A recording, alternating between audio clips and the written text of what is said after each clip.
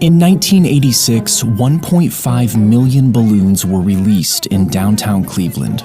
Cleveland has now broken the Guinness Book of World Records and released over 1 million. This was meant to be a charity fundraiser and a way to put the growing city of Cleveland on the map. But instead of being remembered as an impressive spectacle, it would go down in history as a fatal disaster.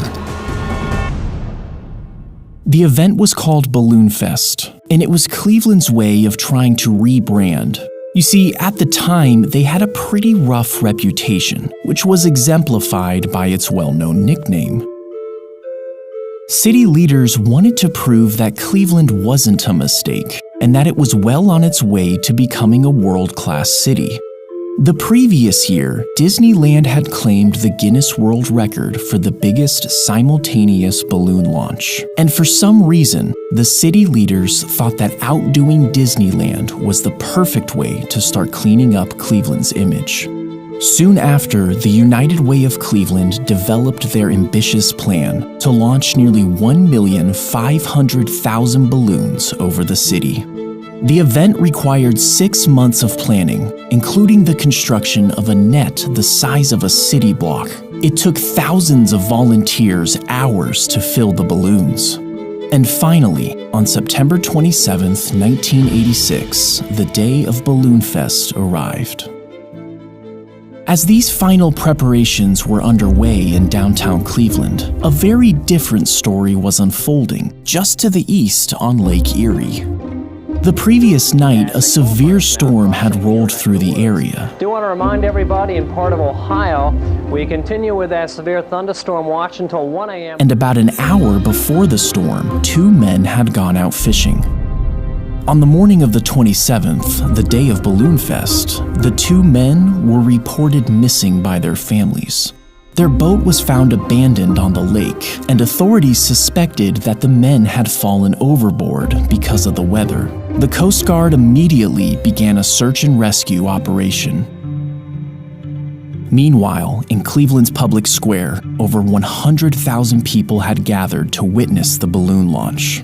The organizers were pleased that last night's storm had cleared in time for the event to go forward. But as the day wore on, the weather once again took a turn for the worse. A major rainstorm was closing in, but the balloons were already filled and ready to go. Rescheduling at this point would be near impossible. So instead, they released the balloons ahead of schedule. 5, 4, 3, 2, 1. Here we go.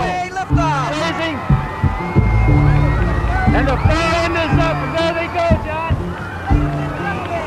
The Guinness Book of World Records has just been broken in Cleveland. Over 1,500,000 balloons. There was no doubt about it. The launch was spectacular. We did it! It was a tremendous moment of triumph for the city of Cleveland. But unfortunately, this moment of triumph did not last long. The expectation was that the helium-filled balloons would float around for a while before eventually deflating and returning to Earth one by one. But that wasn't what happened. And the wind has just shifted just enough that the balloons are now trailing fast. This is beautiful. The balloons are coming back this way. They're coming back. The cold air and oncoming rain immediately pushed the still inflated balloons, tens of thousands of them, back down towards the ground in droves. The result was mass chaos. Balloons, 1.5 million of them, caused quite a stir in Cleveland yesterday. It was A part of northerly wind quickly carried the balloons to Burke Lakefront Airport, and within minutes, the runways were so clogged that all flights had to be suspended. The balloons also started to descend on certain streets, and after a number of car accidents, these roads had to be closed until a bulldozer arrived to clear out the balloons. As all this was going on, the Coast Guard was still out looking for the 2 missing fishermen. Ironically, That big balloon launch in Cleveland today is one of the things that's making this search so tough for the Coast Guard. Balloons had descended on Lake Erie in massive quantities. There's 60% of the balloons launched landed here instead of the planned 10%. It's like trying to find a needle in a haystack here. Can you imagine trying to find somebody floating out here or even spotting a life jacket with all these balloons on the water? On September 29th, 2 days after the balloons were launched, the Coast Guard finally called off the search for the 2 missing fishermen. And shortly after, both men's bodies washed ashore.